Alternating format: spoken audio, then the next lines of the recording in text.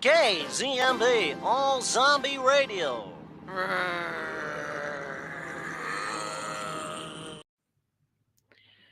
Hey, everybody, I don't know if I'm actually live, so just hold on a second and I'll double check. Also, I'm in a new environment and there will be background noise and maybe my sound sucks, and for that, I apologize. I'm not really sure.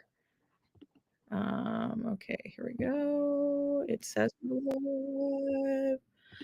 And Takeerah is here now. Okay. Okay. All right. You're late. I just freaking sped through that damn episode. Oh my goodness. Okay, everybody. So welcome to the limited series Lounge. We're going to cover the 4th episode of BBC's television show 13, starring one Jodie Comer. I have something to share about Jodie Comer. Oh. I went and saw 28 Years Later last night. I went to the AMC was holding a fan event. I use this term very loosely. Hey, Jermaine. Hey. I use this term very loosely because I was like, okay, so you buy tickets for this AMC like fan event, and you know what? It was promoted to me on Facebook. That's a red flag right there. I should have just not to purchase the tickets. But anyway, I purchased the tickets, and they were like, yeah, the fan event. And at every AMC theater, you'll be able to get a free poster, one of two, because there's a second 28 Years Later coming out in January. Did you know that? Yeah, it's What? part one. Didn't know that. I didn't know that. So, so I go to this quote unquote fan event. Me and my friend go. I'm in like my like not my hometown because I wasn't born here, but like the town I went to high school in because I'm visiting my mom, which is why I have like this weird background right now. And I like so I walk in and I was like, I don't know what I was expecting. More people than this, I guess. There was like no one there in the theater at all. And then the posters are just in a stack on the counter. Like no one's like, "Oh, because you attend, here's your free poster." So when I left, I just grabbed a stack of them because I was like, well, obviously nobody cares. They're probably still there, honestly. um, anyway, the movie, if you don't know, is a sequel to 28 Days Later and kind of not 28 Weeks Later. They kind of retcon some of that out. But anyway, I'm not gonna say anything else because I don't want to ruin it. But one of the stars of the movie is Jodie Comer, Hilarious. and she's so good in it. She's so good in it. So if you like Jodie Comer from watching 13, I would highly recommend you go see 28 Years Later. You don't have to have seen any earlier movie to go see it because it literally came out 21 years ago or something like that. The original. So obviously they have to make it in a way that like people who haven't seen the first one can go see it because otherwise you're losing half your potential market. I really enjoyed it. It's weird. And it's very Danny Boyle. Everyone seems to have forgotten what Danny Boyle, like what that means when you like go see a Danny Boyle movie. Trainspotting was weird, my guys.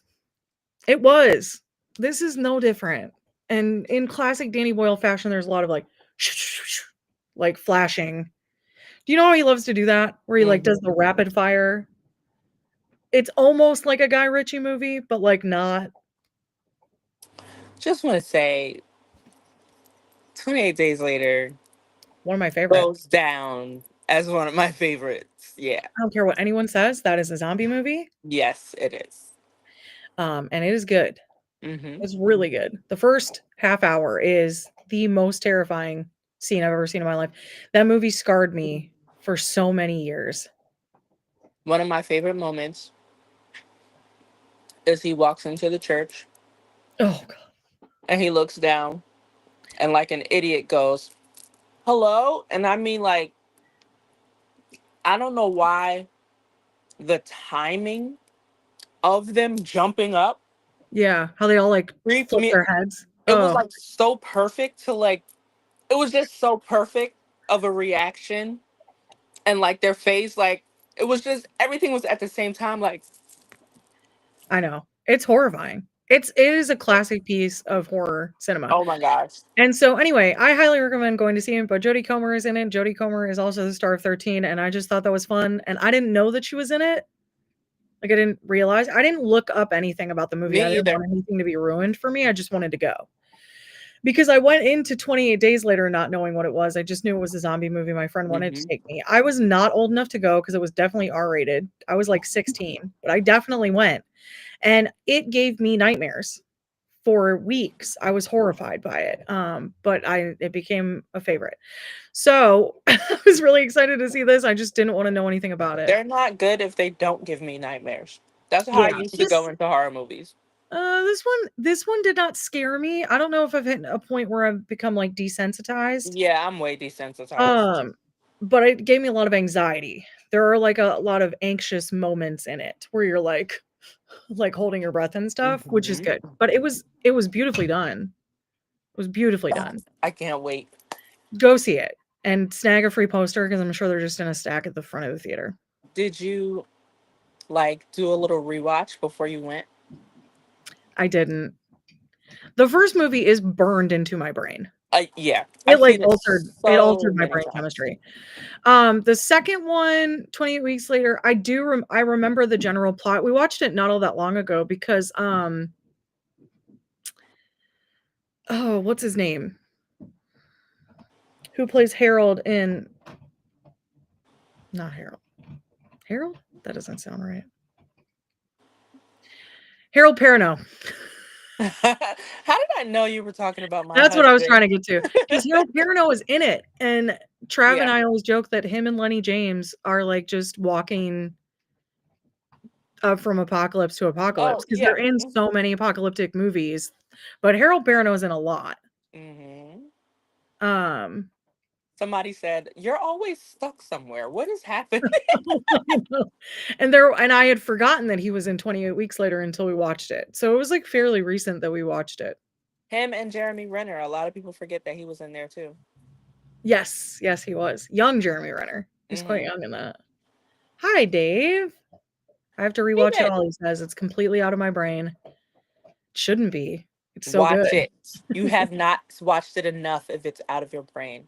It should be So permanently in your brain. you So know how normally like I would have headphones in so that my sound would be better. Um, they're broken. oh no. My AirPods are broken apparently. They wouldn't charge the other night and I couldn't figure out why. And I just ripped the like case off, like the protective case, and the back button is cracked, as is there like a little crack in the back of it. So it was enough to kill them. So anyway, Wait, wait. So it's funny that you mentioned 28 weeks later because you know how like clips of things get posted kind of out of context, sure. and then there's a bunch of people born 2000 and after commenting on what it seems like it is to them, and it's never right. It's not right. Yeah. So the clip of the woman in the window screaming for her Oh, husband yeah, yeah, at who's the running beginning. across the lawn Yeah. away, and then like it shows that there's a kid with her. Just that little clip was shown, and I was just cackling at the comments like, oh my god, what, he just left his wife and kid like that? That's crazy. Just like their take on it was Yeah. kind of Well, I hilarious. mean, he wasn't a great guy. No, he wasn't, He but wasn't a great guy. it didn't exactly happen that way either, you know. No, it didn't. Like, you still like him even though he's, like, not really that great of a guy. Yeah. Yeah. Yeah. Okay, well, let's get into the 4th and penultimate episode of 13 entitled Episode 4 because 'cause they're just named by numbers. And it was a long one. It was a long one. This was another long one. It was, like, Yeah, it 58 was. minutes was the runtime. They've Um all, I think, been so long. And I apologize, I didn't pull anything up because I literally finished watching it right before we got on. And Uh, I mean, like, the way I sped through this episode was kind of insane. Okay, so we do have a switch up in direction, which is a little bit unusual because the first three were directed by Vanessa Caswell, and the entire series was written by Marnie Dickens. But this fourth episode was directed by China Moo Young, and received not great ratings on BBC Two. It was at a 1.04, which is rough. Originally aired on the 20th of March 2016, and the synopsis for this episode states Ivy is arrested for perverting the course of justice, otherwise known as obstruction of justice in the United States, after the discovery in the cellar of the body of Mark White's half-brother, Dylan, who went missing in 2009, revealing more inconsistencies and lies from Ivy. She withdraws completely while being questioned as she realizes she's lost Karn's trust.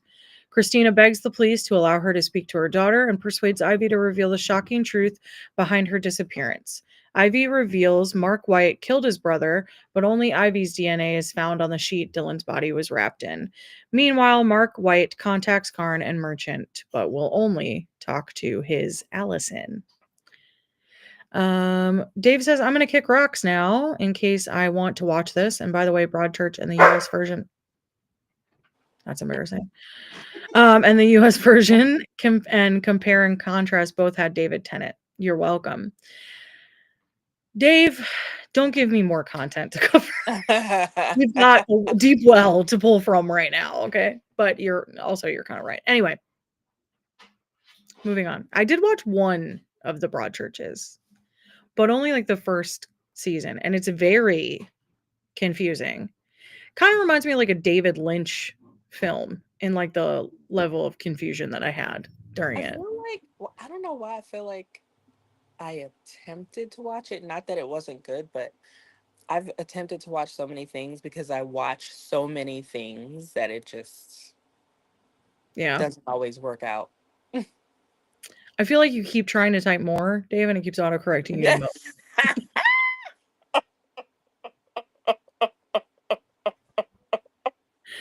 Classic. Okay, so let me go ahead and pull up a script for this one in case we need to revisit anything. And I apologize, you can hear me typing because I'm just doing everything on this one computer. I'm so sorry. Okay.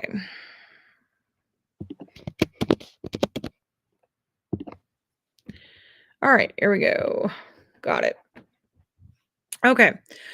So, what did you think, Takeerah? Like, how did you feel about this episode? I mean, you just watched it, so I know it's like a bit. And It is a lot to process. As someone else who also just watched it, it was quite a lot to process. I'm just gonna say, like, I really had to speed through it because of what time you texted me. I had just put it on. So there were certain parts where I just knew what was about to happen. So I was able to kind of watch the beginning and kind of fast forward a little bit. Which Yeah. always was like certain moments of the interview when I knew the cops were going to piss me off. Like, Yeah. Yeah. but okay, so overall, we were right, number one. Correct. Correct. It's not really what it seemed.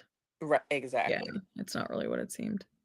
I just feel so bad for her because she's not getting what she needs from anybody.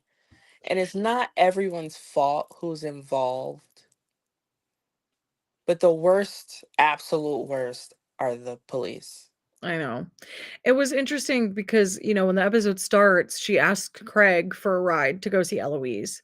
And you're kind of like, why would she ask Craig? Like, she's so uncomfortable around him. And then I realized, I was like, because everyone in her family has lied to her. Yep.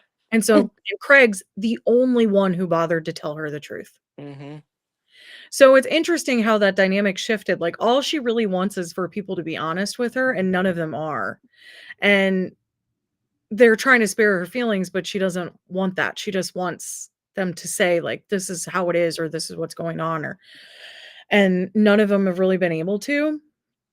So it was interesting that Craig was the person then that she turned to. I kind of appreciated that, honestly. I thought it was the more I thought about it, because I was pissed about Craig. I was like, he's being such a jerk, like Mm-hmm. so unwarranted. And that's true. But once I like rethought about it and saw like how her reaction to it, I was like, okay, this makes sense now because he's the only one who hasn't lied to her. I do feel bad for her sister because, I do too. But what she but said, what she left in a voicemail for him, oh, girl. Girl, not you saying you're ruining the only thing that means anything to me. Not even in reference to your wedding or your relationship, but in reference to your relationship with your sister. I literally went. I know, I was like, "Oh, that was not a good choice." So, like, good for Craig for leaving, honestly. Yeah, yeah, Like, as sad as I am about that, like, when she goes through and describes their relationship, it doesn't sound, and I get it, like, you don't need to be in love with someone, like, that, like, superficial, like, in love with someone, like, "Oh, they give me butterflies in my stomach when I see them." You don't need that to marry someone. You don't, like, really, because that doesn't have longevity. right. What is that, limerence or whatever? They call it I think it's limerence. Is that what it's called? Hold on. Let me look up the definition. Maybe I'm Yes, limerence is the state of being infatuated or obsessed with another person, Okay. typically experienced involuntarily and characterized by a strong desire for reciprocation of one's feelings, but not primarily for a sexual relationship. So it's kind of like that. Oh, I'm so excited. I just want to be with them. I just Right. love them. So it's like kind of like teenage like obsession that you get.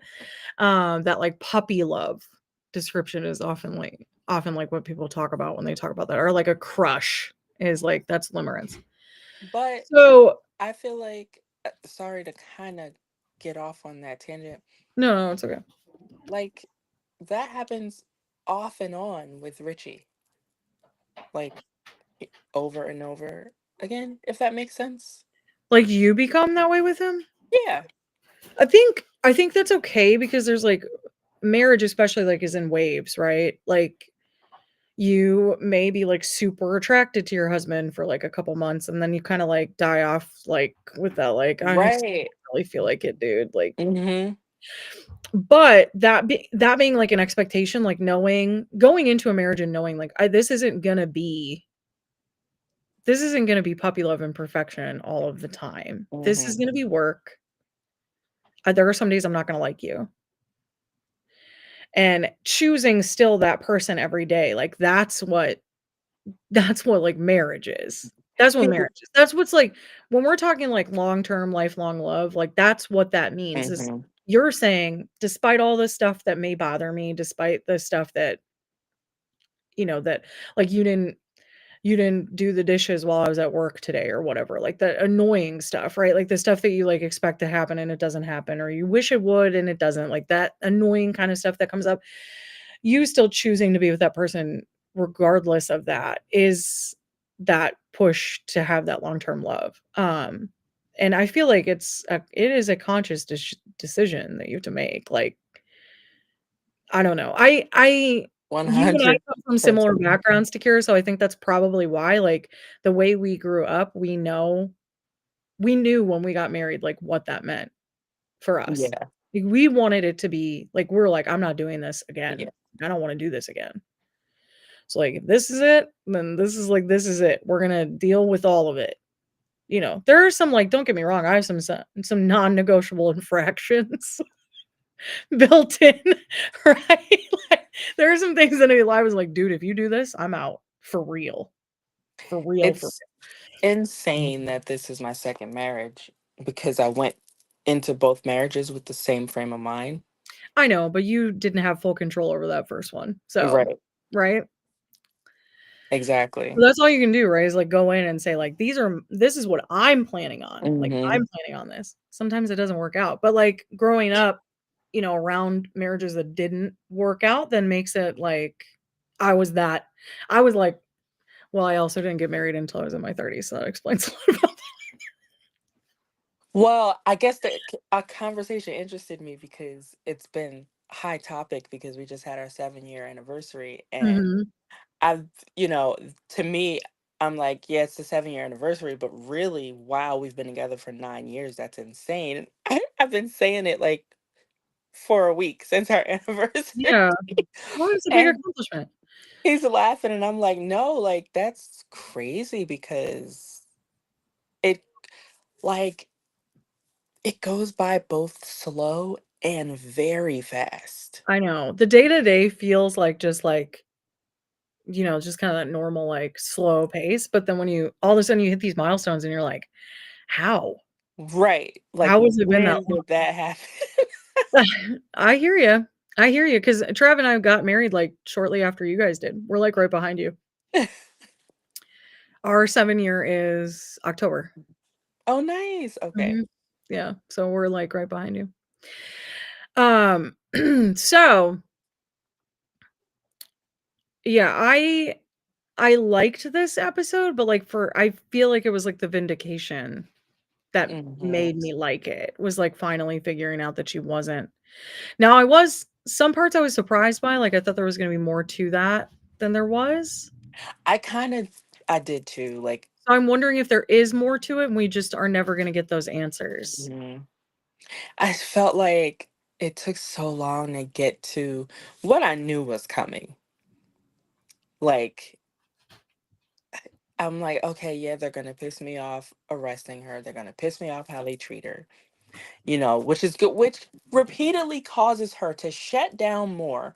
And I because know. they're such morons that they still have not gotten a therapist to be in these interviews with them. Literally, my mom was just watching it with me because she just happened to be in the room. And that was what she said. She's like, "They don't have a therapist for her?" And I was like, "They do, but they don't like her because she won't answer their questions."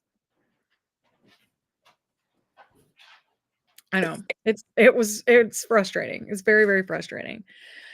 Um, okay. So, do you wanna go character by character again?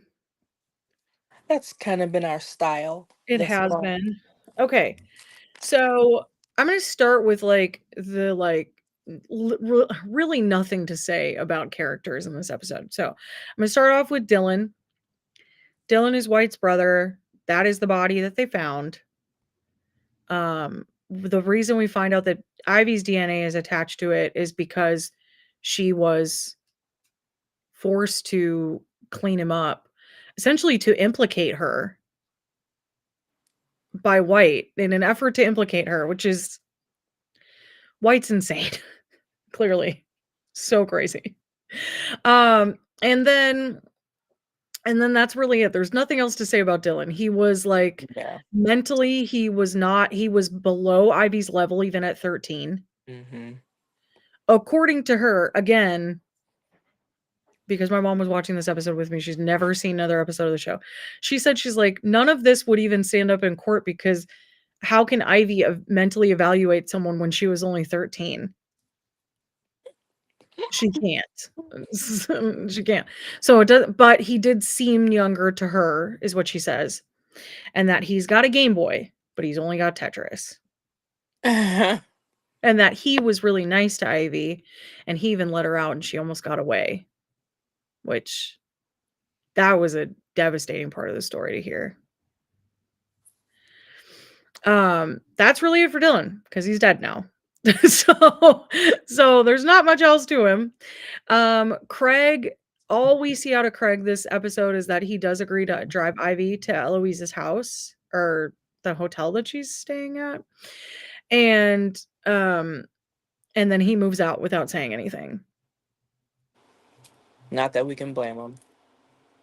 Oh, hi, Durga. Durga just spent the last 20 minutes trying to figure out why she couldn't chat. YouTube had locked her out, apparently. I am sorry to hear that. I'm glad you're here though now. So yeah, so that was really it for Craig. Again, like these are like next to nothing characters, but I just feel like you have to check it off to like get through the rest of it. Yeah. White is we'll go into White. White is now active. Hmm. We haven't seen anything out of him really to this point other than the letter. But he called the police station and has demanded to only speak to Allison, which, as we know, is the name that he's given Ivy. and he seems like annoyed that the police Mhm. figured out what he's what he refers to as our secret, which is weird and gross. Um, and so he's unhappy about that. I don't know. I don't know. Um, I'm gonna go to Tim. No, let's go to Eloise first. Eloise apparently slept with that guy for a hotel room. Yeah. I am now putting together. I thought she was like at an apartment, but no, that guy Sorry. paid for a hotel room, and so that's where she's staying. And she did agree to meet with Ivy. I don't know. I feel really bad for Eloise. Like she clearly doesn't have like her life together, but how could you if your best friend went missing when you were 13? And that's exactly the moment her life is stuck in. Mhm. Yeah, she's like very kind of childish in the Hmm. way that she behaves. Just I mean, I've been there. I was there until I was in my 30s, but um but it's just that like inability to move on and be a grown up kind Yeah. of thing. I hate that. And I don't like that that's a representation of someone who has like an alternative like look and style because Right. that's not fair. It's not a fair Yeah. assessment, but it is often what is like stereotypically shown in Hollywood is like anyone with an alternative look has to have something wrong with them. Hmm. They don't have to. I mean, I do, but like they don't have to. It doesn't have to be like that. So that's a little bit upsetting to see. I don't like that part of it. Because the girl's got style. We can't I be was mad gonna at say her. it can just be a style choice. Yes. Um, and I have a lot of respect for Eloise for the conversation that she has with Tim. She essentially tells Tim, like, "You don't know Ivy anymore," because he says, "I think I'm in love with her."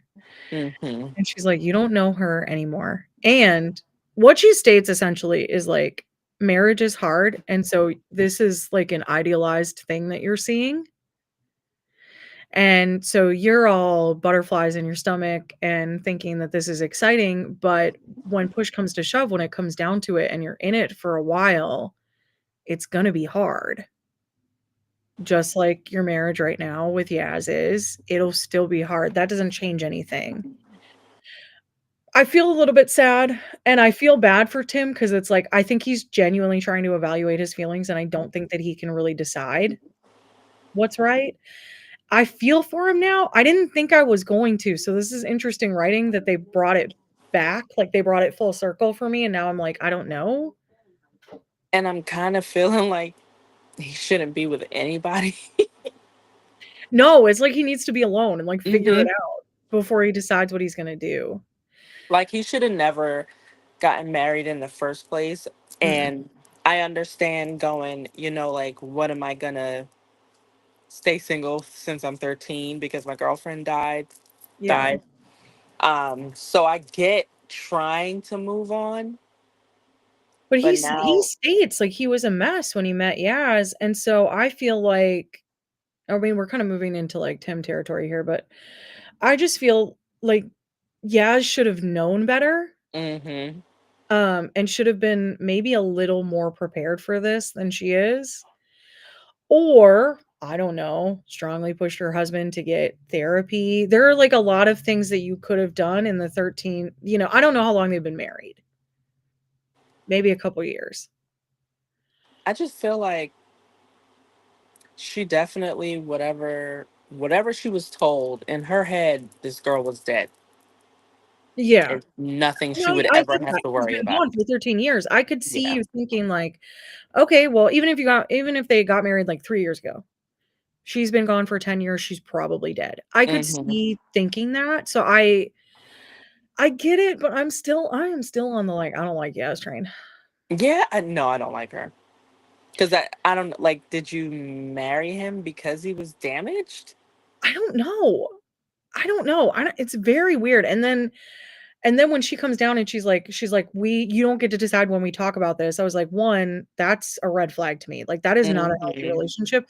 I understand you're upset, but he is also dealing with like a lot of trauma that you knowingly went into a marriage with this man knowing that this trauma was part of it. You didn't know that she was going to come back, but you knew that she had been in his life before. Mhm. So, how can you come at him like that and say like you're the one who's going to determine? He's not ready to talk about it. Give him some time. Like this all just happened in like a week. He needs time to process everything. His 13-year-old girlfriend is back. She's not dead. She's been damaged for the last 13 years. He feels some level of guilt that he couldn't be there for her, that he didn't find Mhm. her, that he didn't wait for her. And then he hurts her because he doesn't tell her that he's married. He's trying to work through all of this stuff and he's having a hard time. And I think that that's understandable. And I hated that when Yaz was like arguing with him and Eloise called that she was like, "You're acting like a child." I was like, "You kicked his friend out, Mhm. and he doesn't know if she's okay. So who out of the two of you is acting like a child right now?" Mhm.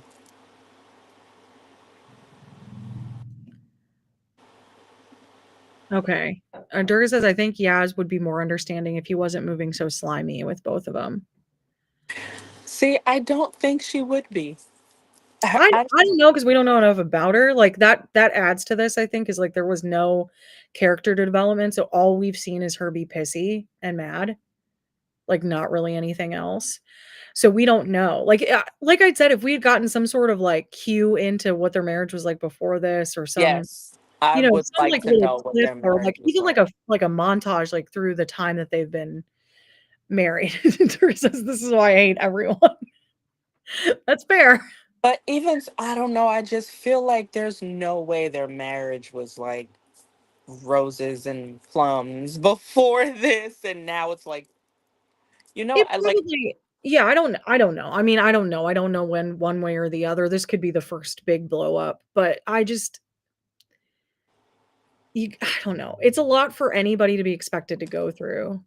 Durga said, yeah, the character development for this whole show was meh. or Well, they maybe I should throw say, you right in. They toss you in the thick like, of it. there's no way he was okay. Maybe I should have put it like that. The He marriage yeah, may have seemed okay, yeah, but but there there's was no no way way he was okay. And no, then all of, you know what I mean? not at all. Not at all. Um, yeah, so Tim goes since we'll just do Tim now because we're like in the thick of like Mhm. talking about him. But if so he goes to see Ivy at the end of the episode, and he's essentially laying out that, well, before he really can even start, she jumps in and is like, "We don't really know each other." And I'm glad because Ivy is probably the only character that's getting character development throughout the show, Mhm. but I think that may have been an intentional choice. Like that hers is really the story that we're trying to tell. It's making it hard because you're giving us all of these other pieces to the puzzle, but nothing is really making sense yet. But I was proud of her for saying that Yeah. because I think it would be really easy for her to just love him Mhm. anyway, or want to. And so and maybe he would have just gone with that because he seems like Mhm. he's in such a confused state. The fact that he goes back to visit the place that he used to visit with Ivy when he was 13, and where they had that like day where it seemed like everything was like really happy and he had saved everything from Ivy and gave her the iPod with the playlist on it and everything. The fact that he goes back, he's like, even after his conversation with Eloise, he's really contemplating how he Yeah. feels. He still ultimately chooses to go home, but I don't know. I I don't didn't know where look, that's I gonna land. didn't think that was a good choice either. I don't know where that's gonna land. I really don't. I'm not sure. I get it though, Durga, I really do. I do get it. Everyone has but here's the thing, this is realistic too, right? Like, Mhm. we all have flaws, we all have things that people, like, would just despise about us if they knew. We all have those things that just make Mhm. us, like, not super great people because it's just how the world works and how human nature is. So, I don't know, something about it is really realistic, but it is hard to get behind them. It's hard to like want to rally behind them. Devil's advocate, how much is Yaz actually supposed to tolerate? You move your arrested development friend in.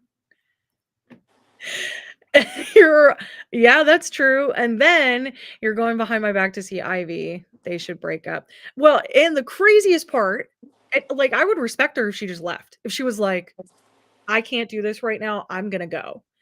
Because then he would have to make the big gesture to say, like, no, I want you to come back. You know what I mean? Like it would be that to me, I would have left, frankly. Or I would Yeah. have come out. And we pretty much said like he should be alone. Like He he should. shouldn't be He with should. anyone. So I agree. That would be better. Um, and and yeah, exactly. And it was the part where oh no, I lost my train of thought. Oh shoot. There was something that she said. Oh, she says, if you leave in the middle of this, we're through. And he goes, talk to you later. Bye. Mm-hmm. And that should have been your moment. Yep. That should have been your moment right there. But what ends up happening is she ends up working that bar shift and she sees on the news that White's brother was murdered. And so she knows that Ivy is currently under investigation in some way for relation to that murder. And so I think it's like every time she gets really upset, she like reflects back on the fact that like Ivy is not the problem. You know, like Tim is really the problem. Ivy's not the problem. Um, and so then I think she feels guilty about like what everybody's gone through and she kind of like rolls it back, which I don't know, maybe I would be the same way, so I can't really say one way or the other how I feel about it. But I'm Durga, like I'm with you. Like I don't love Yaz. I don't love Yaz. I don't hate her. I don't hate her. Durga says, "Can we have a very real conversation about how they oftentimes place the black woman as the cankerous partner the man needs freeing from?" I thought that this was where they were going. Oh, yeah, Tim is the problem. Oh, Tim is 100% the problem. He is the problem. Um, I don't know. Anyone with half a brain, I think, can see that. I don't think it's Yaz isn't the problem. I Yeah, just feel like no. Yaz I don't know. Yaz fell in love And with you him. know I'm sure he's what? really charismatic, but, like, maybe check You're right. The way they're writing her, like, she's being made to be unlikable. yes. Her Yes. reactions to I so thought that's many. what you meant was cantankerous. So, yeah, it's like the writing is making her not Mm-hmm. seem great. She's actually maybe more relatable than some of the other characters, but you're frustrated with her because everything's being shown from the perspective of Ivy. Mm-hmm. And yeah, but hands down, Tim is the problem. Like, Mm-hmm. anybody with half a brain knows that Tim is the problem. I don't blame Yaz for her involvement in this. I just wish that she had, like, a more well-rounded view of her husband. I get it, she loves him, she doesn't wanna see him that way. But then, girl, I don't know, girl, maybe you need to leave so you can go find somebody better, because this guy ain't it. He's not it. I don't know. I don't know, I'm just letting that, like, sit with me for a minute. I don't love it. I Yeah, I don't don't. And like you said, it's definitely a reaction that could happen in reality. well, that's what I'm saying, she is relatable. Like, Yeah. I don't know, maybe those are the things in ourselves that we don't like.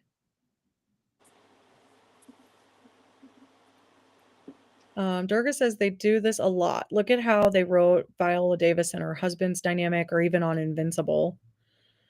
They do it. Yeah. It's the black woman trope that they do anytime they're seen in a romantic light on TV. There has to be something they put in there, whether she is too independent or too Mm, aggressive or too like what's the woman's name? Tasha. I can't think of her name, but they always put her in a movie as the loud, ghetto, mm, annoying black woman, and it's like, Mm-hmm. She finally got roles recently that were like she's still like loud and Yeah, still better written. still a little like, Was she on Orange is the New Black? Is that who you're talking about?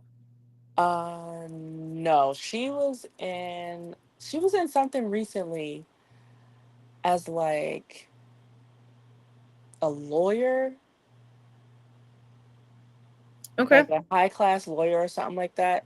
Okay. And even though she still had like her still like attitude or whatever, Mhm. but it wasn't like to that level Yeah. where you're Well, like, that's the why the same hell with are they writing? Invincible, right? Like, it's not to, like, that level. It's different. The writing is different, the voice acting Mm-hmm. is different, but Durga's right. It is she's, I cannot remember her name, but it's Mark's girlfriend in, like, Mm-hmm. the 1st season. She's written to be unlikable. Now they backpedal later in season 2, and she's, like, very amenable to Eve being in a relationship with Mark and, like, is really supportive and kind of like a girl's girl, but, like, that's not how they painted her in the 1st season. Mm-hmm. Um, Durga says, "Or they are the black woman, the man learns how to be his best self and then goes off to someone else." Ugh, such a trope. Yeah. She said she saw that trope all over Yaz, so she's kinda defensive about Yaz. I'm sorry, girl. I'm not trying to hurt your feelings. I'm really not. I'm really not. Like I said, I find her maybe more relatable than some of the other characters because I could see getting myself into that situation and then being like really pissed I off that have an example. I solved it. Okay. Um, I don't know 100% how it was written on paper, Hmm. but season 3 Michonne always had a scowl. Yes. Yeah. Always had a scowl. Yeah. And it was like, it almost seemed like if it was a scene where she didn't have a scowl, they did a retake until she like got frustrated and then had a Hmm. bad look on her face, Yeah. and then they were like, Yeah. okay, that's the one. Like, and she was like that for like a few seasons, and we're like, that's not how we are. Well, she doesn't soften until season 5, I think. Mm-hmm. But some of that is like part of her backstory. So like, and she was always that's the other thing. She's always was always written as black. Even in the comic book she was written as black. So it's not Mm-hmm. like a character switch or anything. Like she was Mm-hmm. always written as black. Um I don't believe in the comic book that she's written as stern. No, in the comic book, She's actually it's she's a bit trauma softer. porn. Yeah, Trauma porn is the comic book. that's true. That's true. So it's interesting because it's that show writer. Like show writers are coming in and kind of changing the character a little bit. Mm-hmm. Yeah, I was trying to think of that, and I was like, that stereotype is also with Sasha, but then also with Yeah. Rosita Yeah. Yep. too. But then you think of other people like Jesse Anderson. I mean, Oh, sometimes it's just women characters are written to be hateable. right. Because Jesse Anderson was written to be extremely hateable. Lori was Yes. written to be extremely hateable. Andrea was written to be Written. extremely hateable. Like Yep. it just and you're right. It's all stereotypical writing. And guess who wrote those? Guess who wrote those shows? Men. Yeah. So And so then it's like they give us a soft character later, and then they give us this setup and completely drop the ball with Daryl and Connie. yeah. I know. I know. I know. I know. I saw something about that recently that was like you set up Leah, but you had Connie like right there all along. Like what? Yeah, I know. He never should. If it wasn't Connie, it shouldn't have happened. Anyway, Durga says it further stereotypes. It does. It Mm-hmm. does. It does. And truly, like, honestly, when we're just taking a look at like Hollywood writing, especially older, right? Like, because this is 20 from 2016, but even like further back than that, it's all going to be based on stereotypes. Because it's like the writers never bothered to learn anything about anybody else, or if they did, if they did, let's say they wrote like really true characters, someone in production is going to come along and mess it up Yeah. and say like, "Oh, well, we screened it and people didn't, Yeah. they didn't understand it, or it didn't speak to them, or whatever." And it's like, so like whoever's paying the bills is going to end up changing it anyway, which is frustrating. I'm hoping Sinners changes that. Maybe, yeah. I didn't He go see did it yet. whatever he wanted to do. I didn't go see it yet. I've heard it's great, and I would like to see it. Durga, you know where my name came from, right? We love Connie. We do love Connie. Actually, just love Lauren Ridloff, honestly. Yeah. Yeah. She was a teacher. She was just a teacher before she became so famous. It's crazy. Um, so yeah, so okay. We'll move on. We'll move off of Yaz. But no intention to hurt feelings here. Just I don't know. The writing made her unlikable. I'm so sorry. As it I'm so often sorry does, that that happened. unfortunately. Yeah. Um. Okay, so I guess let's go. Let's go to Emma. Um, Emma. Emma doesn't do really much in this episode except for have a giant crash out, Yeah. essentially all episode long. She crashes out the whole entire episode. She crashes out, leaving Craig insane voicemails. She's crashing out at home because he moved out. Like, she's not okay. So the relatable person in this episode for me was her. Like Oh, the crash out? The crash out is valid. just that whole like 58-minute crash out. It's valid. Yeah, that could be relatable. I could see myself doing that. Her, like, maybe not Oh, everything she wow. was saying on like the voice messages, but I mean I've like literally done that. Just keep calling Well, someone and leaving voicemails and text Emma's like messages. the most, I think Emma's like which is weird because she was right in the thick of it. Emma seems like she's the most untouched by this whole like scenario, which is weird. Durga says Emma's the only character I like. I don't even like Ivy. See, and I I'm thought so I sad. thought for sure like the first person I decided not to like was Emma, and then she completely changed my mind. Yeah, Durga says Yeah. her whole arc is valid. Not Yep. believe it's her to the crash out. Emma is valid. She is. She is. She is. And it was so like it's so sweet now to see Ivy support her Mm-hmm. on the other side of that. Yeah. Poor Emma. Poor Emma. I just feel bad for her. I do feel so I bad feel for her. it's like this whole show is just like pitying people. Like I feel bad for Tim. I feel kind of bad for Yaz. Like I feel bad for Eloise because like what are you doing, girl? Right. You did a Yeah. whole your life. I feel bad for Ivy. I feel bad for the mom and the dad because like, what are you gonna do now? Do you even really want to be with each other? Like, I just feel bad for everyone. It's like everybody's sad and it's all really pathetic and it's kind of making a hard watch, honestly. It does though, like because I'm a true crime watcher, it does kind of help me get into that perspective that I always want to see or hear from those episodes because We don't ever get this. Yeah, we this is don't the yeah. after. Yeah. Yeah, we don't ever get the after. I know it's interesting to see, but I almost regret watching it in the way that we are. I kind of wish we had just binged it Me too. because I feel like this has been really hard to go at this one episode Yeah. and like process it. Yeah, Durga said, not gonna lie, they could have cut Eloise and given us an extra episode. She's served like next to no purpose. I thought Yeah. there was gonna be so much more to that. I thought there was gonna be like some sordid like reason that she hadn't met Ivy, and there wasn't. It was just her being like a mean girl. That's it. If she doesn't kind of help in some magical way in this last episode, I don't. See, What this is was her what's scaring character me. for? Sturgis, like, she still doesn't even like Ivy in the last, even after watching the last Oh episode. yeah, I'm I terrified. forgot that she watched the whole thing. I'm terrified, Durga. You're making me so worried about this.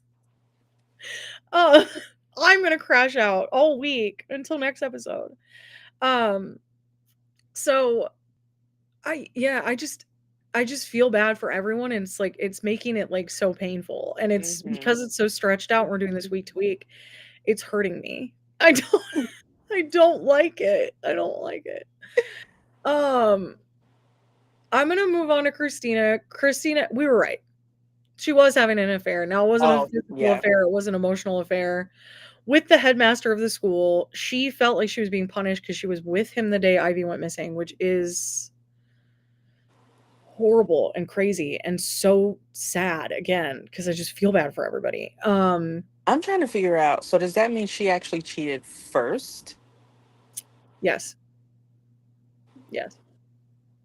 But he was distant. Like, what's his name? Angus? Agnes? No, that's not right. That's a woman's name.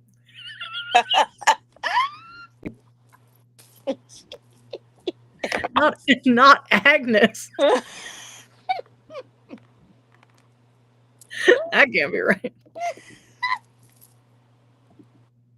I think it's Angus, but I have to pull it up because I can't remember. It's Angus. It's definitely not Agnes. Get you some, Christina. Turga, get out. Get out of here. That's horrible. I did actually seeing them together, the headmaster and Christina, like I kind of felt like, girl, I don't know, maybe this is your guy. He's like just kind of I don't know, he's very like reserved and kind of like timid and sweet and soft, and that seems like the kind of person that she needs, like not what she has currently. So I was kind of like, I don't know, maybe this is your guy. He's like gonna give you clippings of his roses.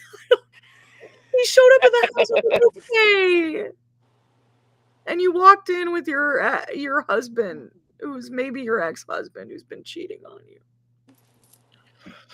I don't know. That part was sad with the he's all dressed up in a suit. These people driving me crazy, actually. And this is classic white people drama. I just want you to know. I could see my aunt and uncle doing this.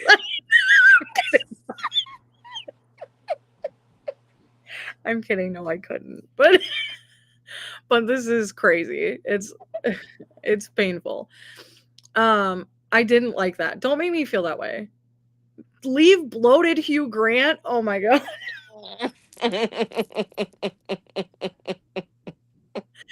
Go with the headmaster, but he's not headmaster anymore because he had to give his resignation. I'm pretty sure. Poor guy. Oh, I feel so bad for him. Look at this situation and all the people touched by this thing that happened. I think really and truly, I think that's what this show is written to show you is like one girl went missing. Look at how everyone's life fell apart after that. And like how many people that affected. Because oftentimes we don't see a lot of that. Even in like the true crime stuff when you're watching like true crime documentaries. Because you're just gonna get what they're willing to present forward facing. Right. You know what I mean? Like, if I have a relative that goes missing, you're only going to get to see what I determine I'm okay with showing you as a person who had to deal with that ordeal.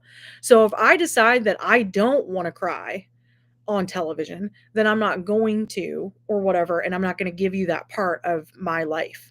And no one's obligated to give that part of their lives either. No one's obligated to do that for other people for value. So I understand. But it is interesting to see like how that like it spreads its like its tentacles like into everything. Yeah, everyone was touched by one creep. Exactly. Ugh. Oh, he's so gross. Okay, so oh god. Okay, I just keep thinking about the 16 is proper. Barf.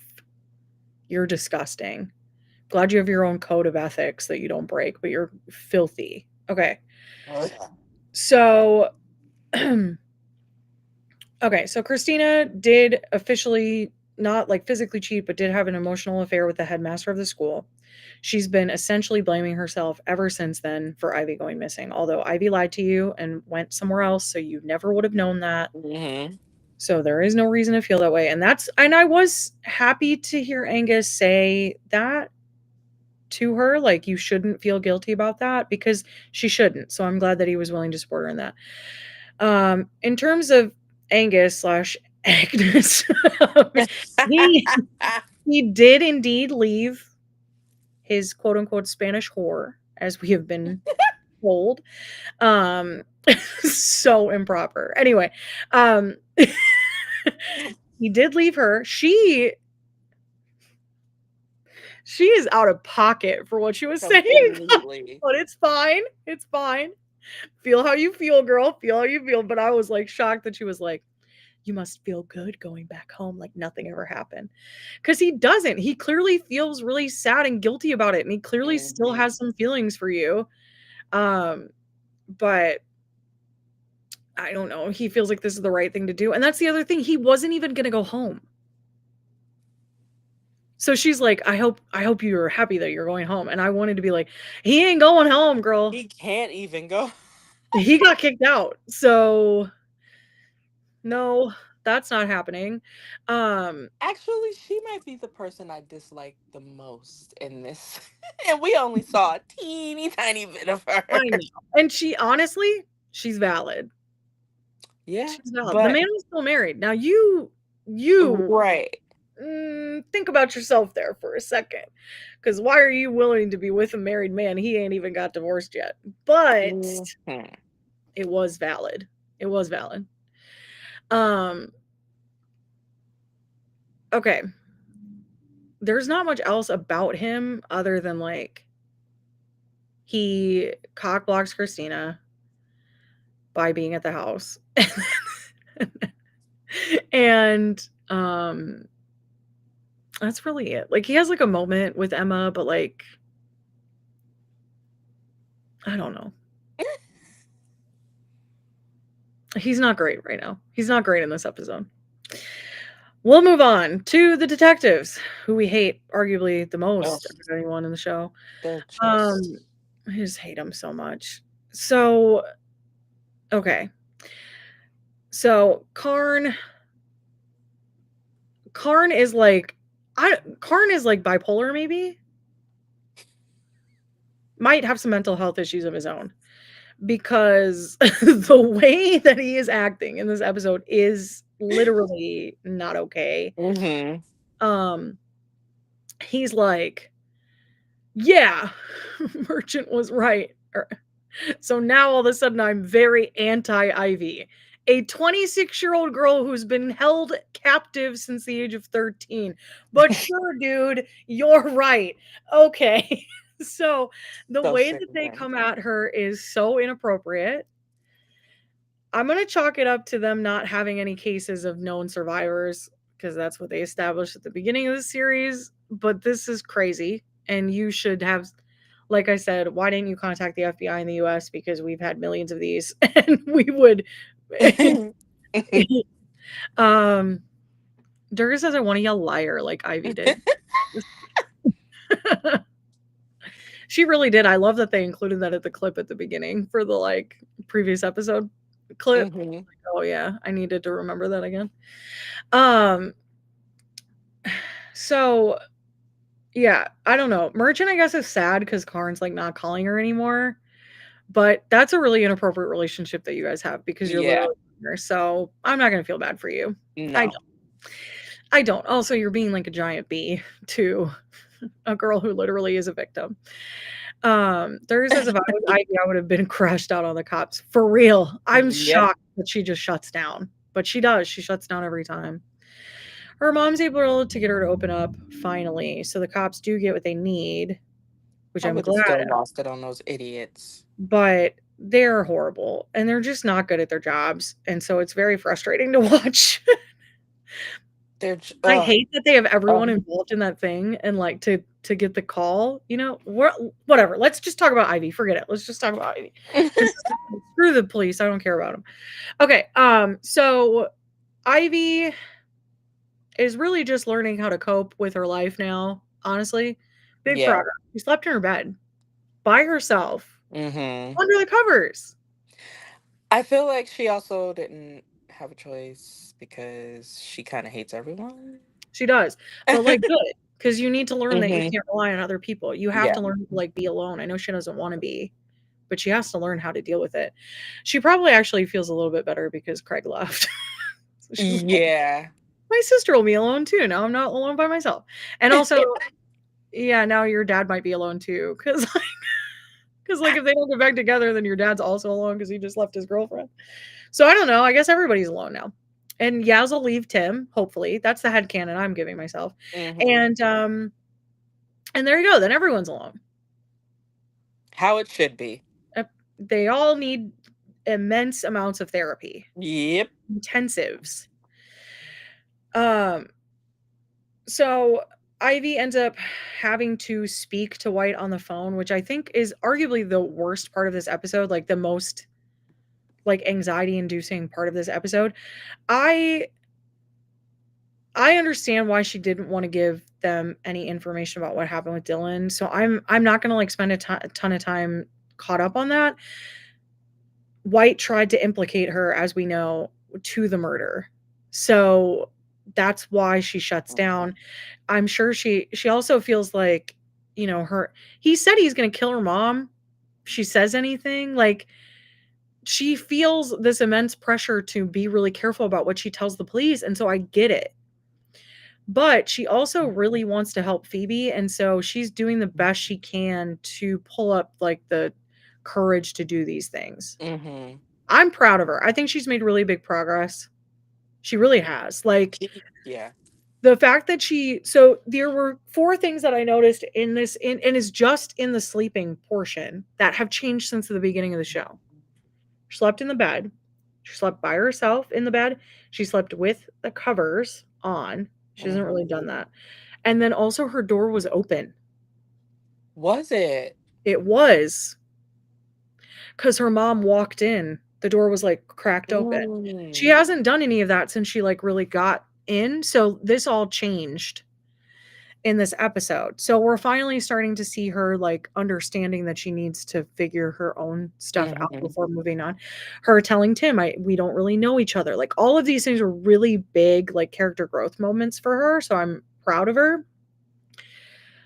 I would be curious, Durga, as to why you don't like Ivy. So if it's not a spoiler, I'd like you to tell us because I want your perspective on it. Durga says, "Why are they even still in the same house?" I don't know, girl. I don't know. I really don't know. Okay, I'm trying to think. So Ivy has to talk to White on the phone. White is truly a creep. Yeah. Honestly, even worse than Sir from Pound, I find. Somehow creepier. Just shocking to me. I hate him. Yeah, I And despise him. He's how have the cops not you didn't even get a little bit you didn't even like get like part of where he is from that conversation? the way I got so mad when he hung up and like 10 seconds later he said, "Do we have him?" No, stupid. He obviously hung up too early. You guys had 3 minutes. What in the It was like a minute and a half. It was nowhere close to where you needed it. Do we have him? No. No, we have nothing. Congratulations. You have absolutely nothing. Um I don't know. I don't know. I was This so last mad. episode better be good. I mean, Durga, you binged the whole thing, so I feel like it must have been at least like decent. But you did say that you hate everybody. So I don't know. Maybe it was a hate watch. I'm not sure. Did you hate watch this? I need to know. I need to know.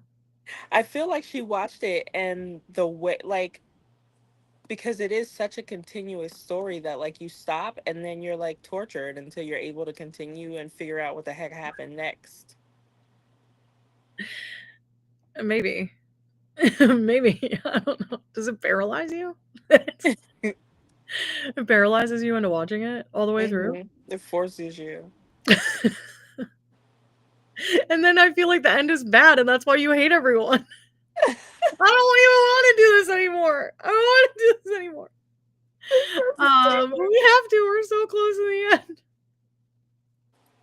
Maybe that's why it's good that it's 5, because you Yeah, get I this don't need close any and you're more like, of this. I don't everyone need is any more of this. stupid. What, we're gonna switch over to a light romp like the Jinx. I'm gonna switch over to something light, you know?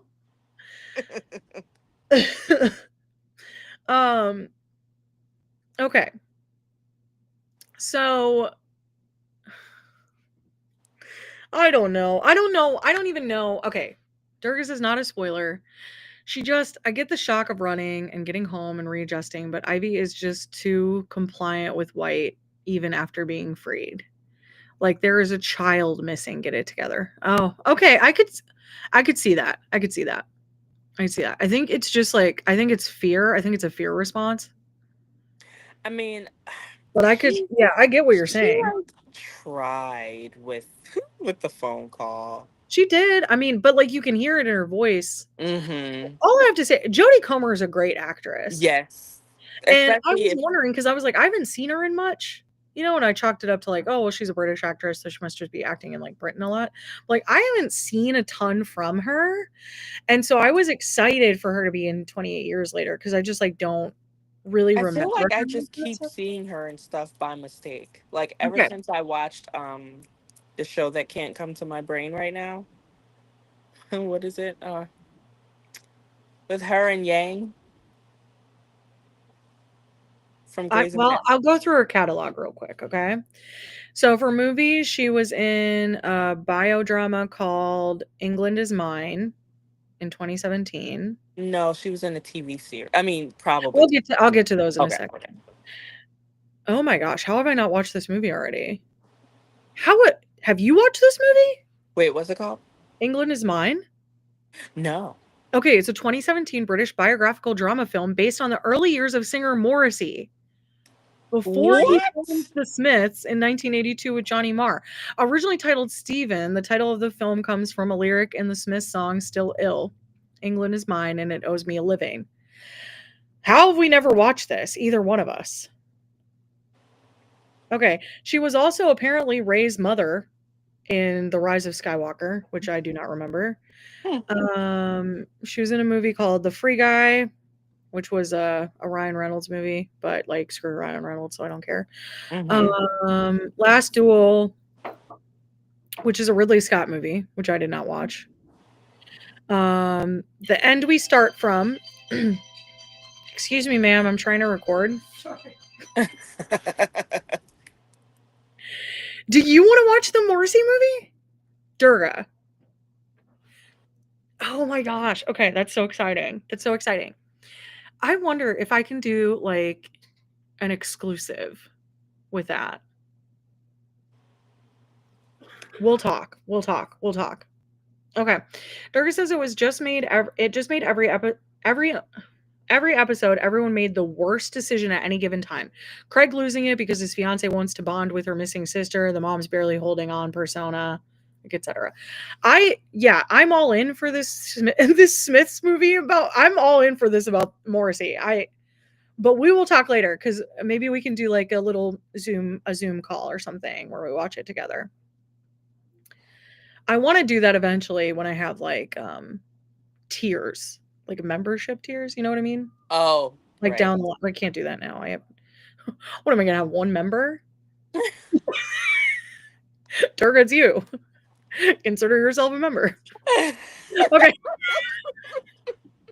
Okay. She was also in The Bike Riders. How do I not know that? What? I didn't watch it yet. I didn't either. But I really want to see it, because like, same. It looks so good. I mean, Austin Butler. Yeah, it's Austin Butler, Jodie Comer, and Tom Hardy. That's crazy. Okay, anyway, 28 Years Later, she's also in some movies that and are Norman Reedus. The Death of Robin Hood, which is starring Hugh Jackman and Bill Skarsgård. Nice. And then The Last Disturbance of Madeline Hind, which is a psychological thriller movie by Kenneth Branagh. Okay. All right. So for TV shows, she was in The Royal Today, Holby City, Waterloo Road, Justice, Doctors, Silent Witness, Good Cop, Casualty, Coming Up, Law and Order UK, Vera, My Mad Fat Diary, Inspector George Gently, Remember Me, She was in, wait, Remember Me. Wait. With, played Hannah Ward. oh, that's Was okay, that's a also, different by the Remember. way, that's also a BBC miniseries. Remember Me? Yeah, it's a British drama television serial that premiered on BBC One in autumn of 2014, written by Gwyneth Hughes. The 3-part mystery was made by Mammoth Screen.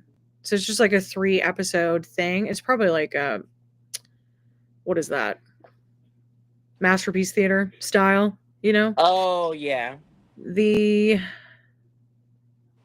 elderly Tom Parfit fakes a fall at his long-term terrace house in Yorkshire to escape to a care home. However, moments after arriving, the social worker that delivered Tom is thrown from the seemingly impenetrable 4th-floor window of Tom's room, with only her and the frail Tom inside. Hmm. That's interesting. Okay. I also want to watch the Jeff Buckley movie. Girl, same. Okay. Sorry, I'm getting excited about other things. Anyway, I'm so sorry. Let me go back. Okay, Remember Me, Lady Chatterley's Lover, which was a television film. Dr. Foster, 13, Rillington Place. Oh my gosh, she's been in so many miniseries. She must have signed a contract with BBC. She did 13, then she did Rillington Place, which is also a miniseries with only 2 episodes. And then she did The White Princess, which was on Stars, and that was only 8 episodes. Snatches, Moments from Women's Lives, Killing Eve. Is that what you watched her? Killing Eve, yes. She's in Killing Eve. She was in Talking Heads. I was like, if this is about the Talking Heads, like the band, then I'm just gonna have it added to the list. It's not. It's not. And then she was in Help, which is a 2021. Oh, it's too soon. 2021 British drama television film about the COVID-19 pandemic in the UK. Oh.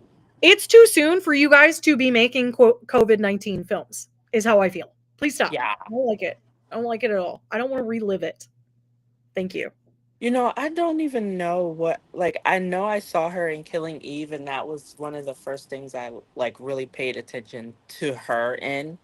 But then after that, I kept seeing stuff, and I'm like, oh, she's, so she was, oh, okay. So I just kept seeing her face, and I can't figure Yeah, out why. it's like ever since now, I'm like, oh, I'm paying attention to her. But what is that called? That's called something. Yeah, like when you buy a car and then Uh, all of a sudden you see it everywhere.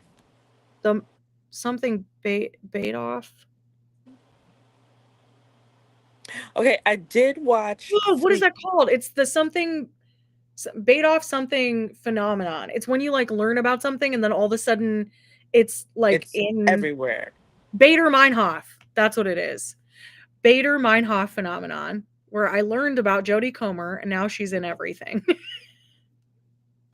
Duri said yes, Talking Heads. I had an AV teacher who took us to New York senior year just to see the Talking Heads. You've been able to see the Talking Heads in concert? One night only. Wow. Durga, I'm so jealous. Also, we're besties. We just are. Okay. So all right. So we're just gonna wrap this up. We're getting so off topic now. I Jodie did Comer's watch Free Guy. I what's did that? watch Free Guy Did with you? her in it. Yeah. So I know, but now Bader Meinhof, thank you. Ever since the whole what's her name? Justin Baldoni case. Oh, yeah. Um, Yeah. with Blake Lively.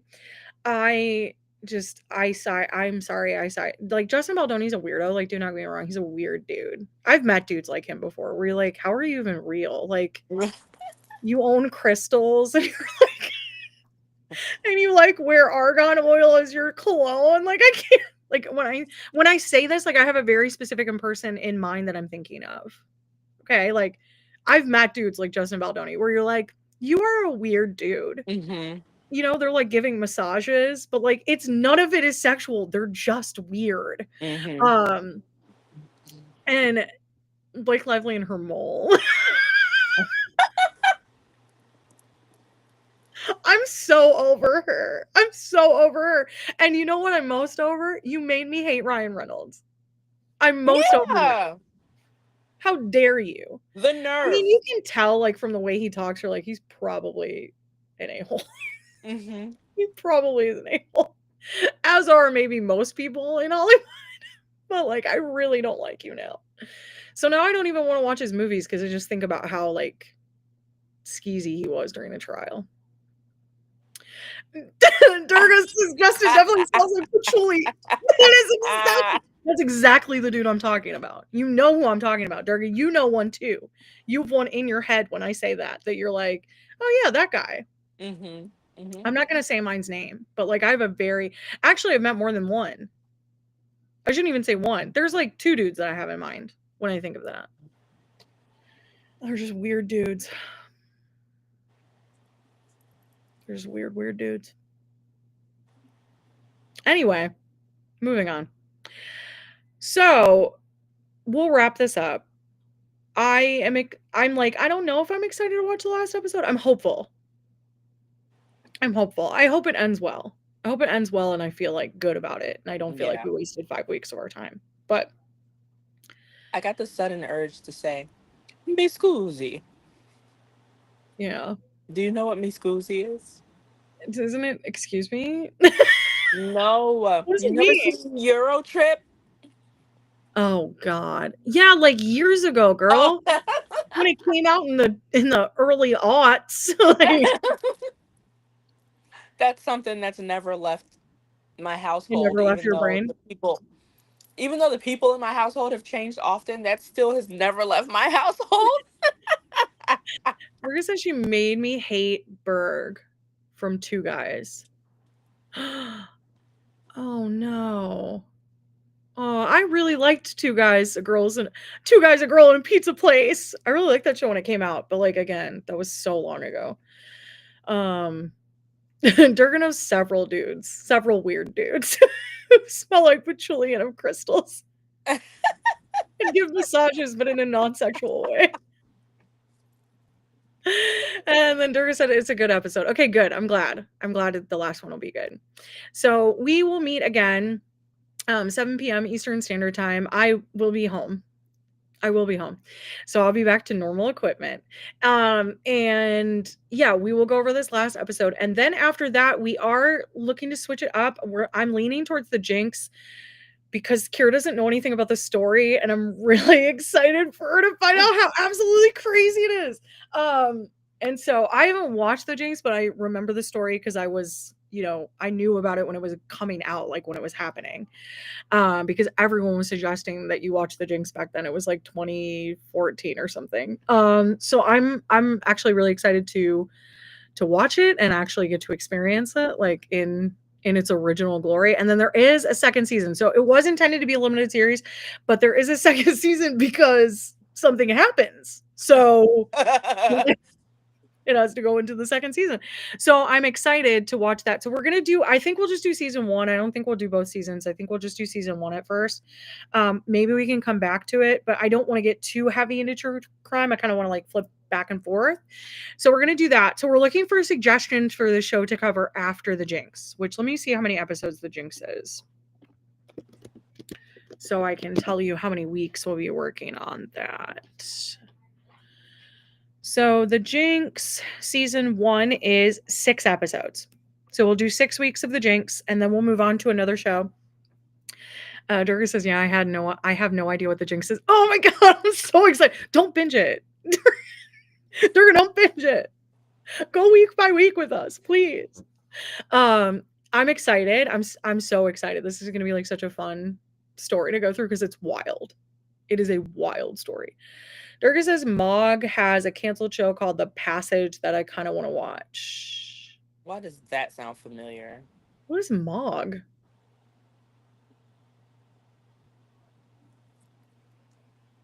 Oh, my mom's on the phone with my brother. I'm like, what is happening? I can hear like a small child. Okay. MPG, she meant to say.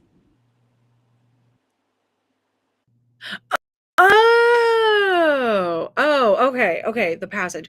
That would be okay. That's a good. I will store that away for cancellation devastation because I am determined to bring it back, even if it's just me and Takeerah on it. But I'd like to have other guests. So Durga, you're welcome to guest on it if you want for The Passage. If you want to do that, I know you're like working up the courage to do your own YouTube channel, so you could start with us.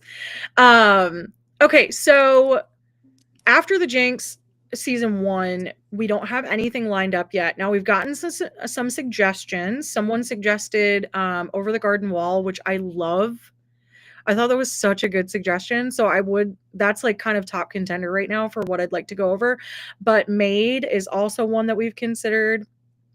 And so if you have a suggestion for a limited series, again, we're looking for limited series. So not a show that's been canceled. Those canceled shows I will put into another like file. So I'm happy to take those. I'll put them into another file, another place for a different series that I do. That's like a panelist show.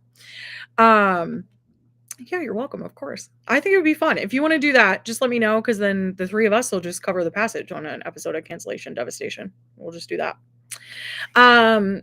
So again, I want to like keep moving with this. So the more recommendations we have, the more likely it is for us to keep up this steady stream. But I'm kind of feeling good about this. I'd like to keep going with it. I enjoy it. I think it's fun, and we won't get stuck on a show for too long. We're like, we can move on, which is fun. Because sometimes it can be a bit much, especially if you don't end up liking the show. Then you just have to keep like, cool. Cool. That happened to me with The Boys. And I was like, oh, I have to keep participating in this, and I don't want to do this. I don't like it. It's like gratuitous sex. It's disgusting to me. The violence I had zero problem with. This is sex stuff that I was like, ugh. It makes me uncomfortable. I'm a prude, I guess. Anyway, so so if you have any suggestions, please put them in a comment below. Make sure that you like this video. Make sure you're subscribed if you've made it this far. Go ahead and subscribe, baby, because I don't even know why you're here this whole time otherwise. And I am starting to do posts in the community post, the like community tab.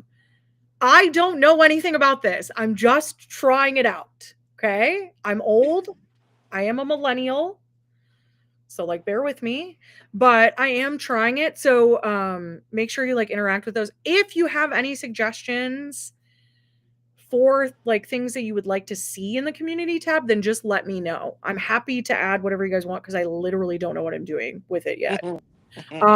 Durga says I keep hearing about The Marvelous Mrs. Maisel. It is a really good show. I really enjoy it. I stopped watching though, because it kind of came out at a time where we were like really inundated with television. There was like a lot of stuff that came out around that time, and so I stopped watching. But it was good, and it has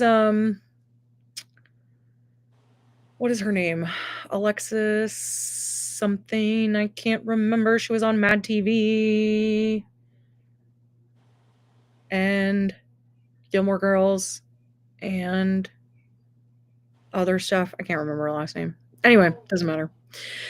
Okay, so love you guys so much for being here. You sweet, sweet little precious angel babies. I'm just squeezing your cheeks. Love you so much. Thank you for being here. Thank you, Durga, for being here. Thank you, Jermaine, for being here. And thank you to somebody else who is here. I can see that you're watching, but you just haven't said anything. Even you. I'm just a little, just tickling your cheek a little. I'm just getting you.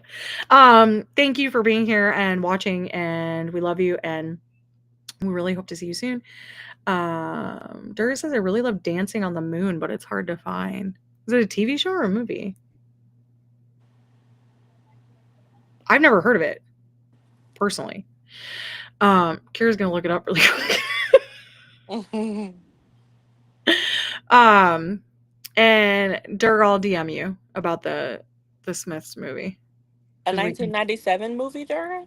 Okay, we can set up a viewing maybe, like a fun viewing. I would air it here, like I would just do it here, but I don't know if it'll get pulled down. You know how that happens. So we'll have to see if I can get around it, and I'll see. But I don't know. Miniseries. Miniseries. It is hard to find because you didn't even find it when you looked it up. So there's like 4 different Dancing on the Moon things that were made. Okay. All right. Well, we love you guys, and we're gonna go, and we'll see you next week for the final episode of 13. Native American Road Trip. Oh, okay. And then the Limited Series Lounge will be back. It is not ending. Limited Series Lounge is not ending. It'll keep going strong. No, with Angel, Colby, and Anthony Stewart Head. Yeah, woman after my own heart, because we love Anthony Stewart Head. For Yeah, real. that's why I'm like, wait a minute. We'll look it up. All right. We'll see you next week. Dancing on the Edge is what it's actually called. She gave you the wrong name. We love you so much. Bye.